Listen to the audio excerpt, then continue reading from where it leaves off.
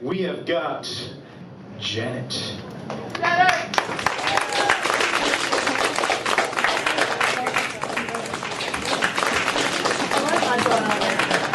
there. I don't know if everybody uses it. That's good. I thought as well. Tom has all these books around, and he makes a point to hand two to me and my husband that represent penguins and stuff.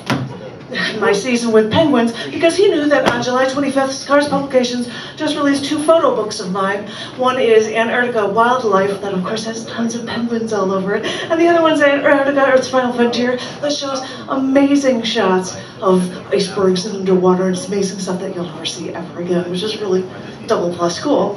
But I wanted to share one poem from Antarctica Wildlife for you, and then go on to another two poems, and I'll try to make it as quick as possible, because we've got a lot of time to be able to get through quickly. This first one I'd like to share with you is called On the Bridge.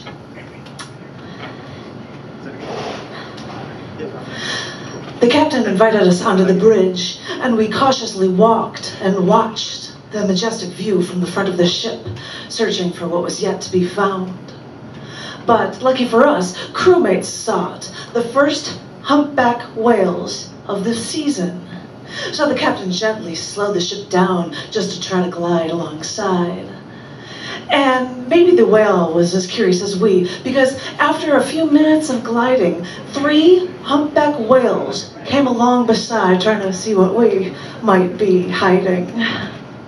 Our intentions were pure, but maybe they knew that we would never be truly alike. So they blew with their blowholes, curled with their fins, and with their tails, they turned the other way.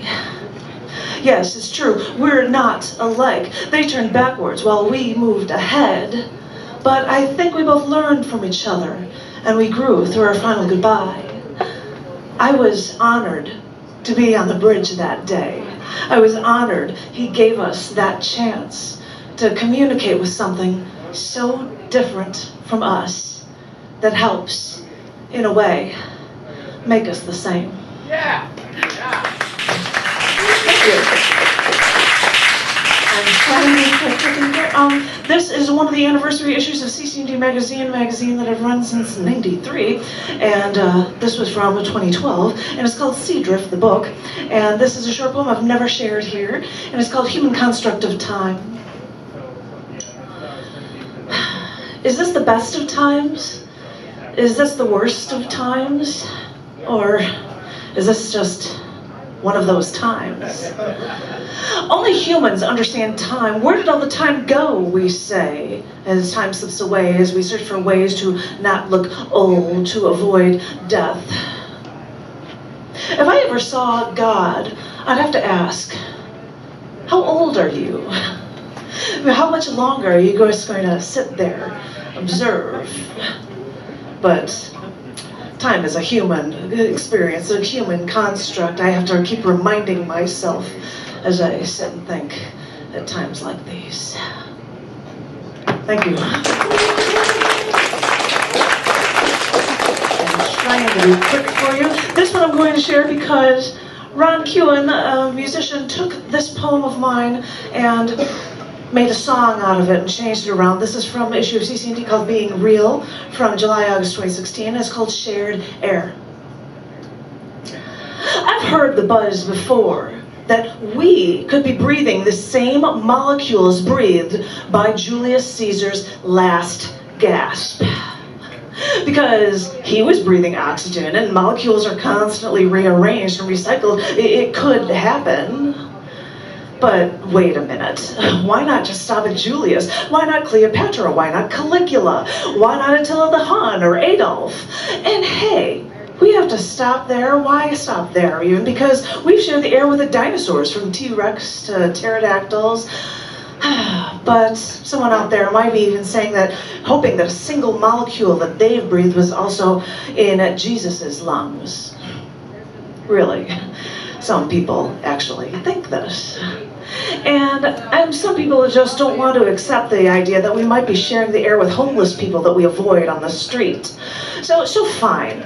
like, let's figure this out, and figure it out with math, because math, we can always figure out and make things right and make everything crystal clear. So some scientists started to sort it out, and coming up with the numbers. Oxygen molecules in the atmosphere, 67 plus 48 zeros. Oh, wow, that's a lot.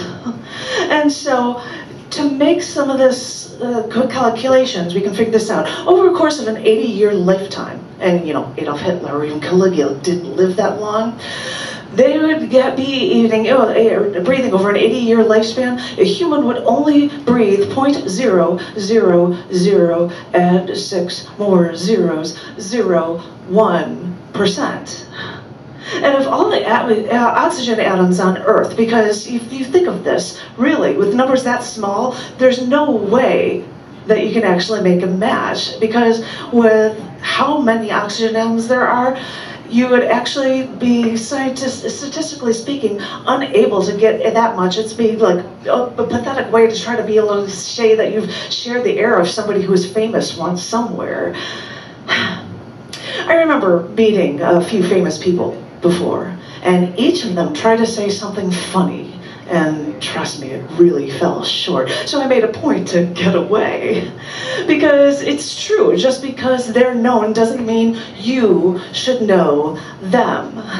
I don't want to find 6 degrees of separation between me and Kevin Bacon. And I don't want to know if I've shared air with Aristotle. Because, believe me, it might not be the smartest idea to spend your time fantasizing about your links by shared air to others. Just be busy being someone yourself, so that others will be taking their time trying to link up with you. Thank you.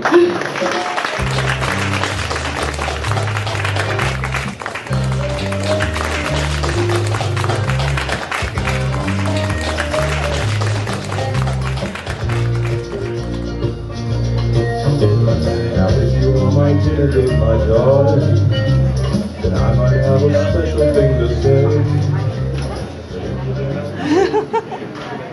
Give it up for Janet.